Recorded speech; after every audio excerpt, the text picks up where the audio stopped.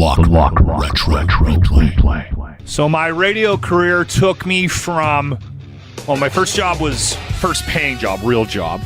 I was working part-time radio stuff in Vancouver when I was in radio school. But I went to Edson, then I went to Fort Mac, then I went to Prince George, then I went to Winnipeg, all then I came beautiful here. spots. Yeah. All just gems. So my Winnipeg career lasted 6 years. I worked at Power 97. I did afternoon drive. I was the program director there. That was after Prince George, where we had the girls, where we had the kids. And you don't make a lot of money in radio, and I was already panicking about the idea of having another kid. So 2 kids, yeah. I said to the wife, I said, I'm going to get snipped. We can't afford the 2 we have. So let's get this done.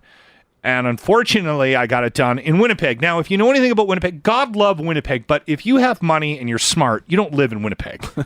So there's no doctors. So there's like 4 doctors for 1 million people. It's crazy. It's nuts. So you wait forever for stuff. Yeah. So I found a guy that was going to clip my nuts, and I made an appointment. I got it done. And then you have to drop off your post-vasectomy sample, and then they test it to see if you have any live swimmers. See if you're shooting blanks or not. Yeah. So I go down to drop off my post-vasectomy sample. Okay. And I walk. So you got your 5-gallon pail. I walk into the clinic. They give you a cup and a bag, and I take it in, and I'm standing in line. The wait room is packed. Like I said, there's 4 doctors in Winnipeg for everybody, okay? And I walk up, and I'm thinking, okay, I'm just going to drop this off and get out of here. Because people recognize me occasionally, right? Okay? And I had a pretty popular show in Winnipeg. The lady at the counter was fairly new.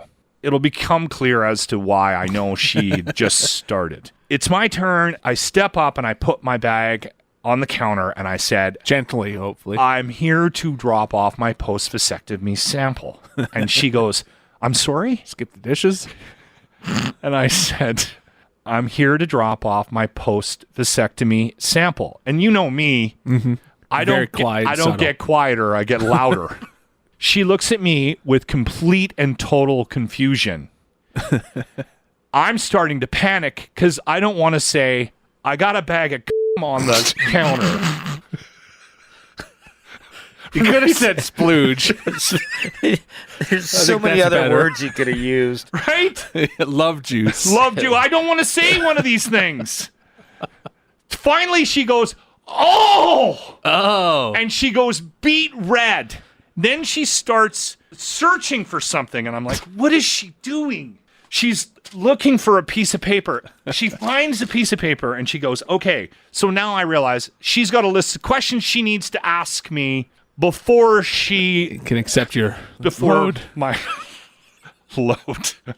So she's going through this list of questions. What's your name? Blah, blah, blah. Yeah. And then now I've got an audience. Bored of their magazines. Yeah, and they're all now looking at me. A couple of them are giggling, and I know there's more than a couple that recognize me as Lachlan Cross from Power 97. So now I'm on stage. She says to me, and when did you do it? The car on the way here. That's what I told her. No, you didn't. I did. She looked at me with absolute terror. And I went, I'm kidding, ma'am.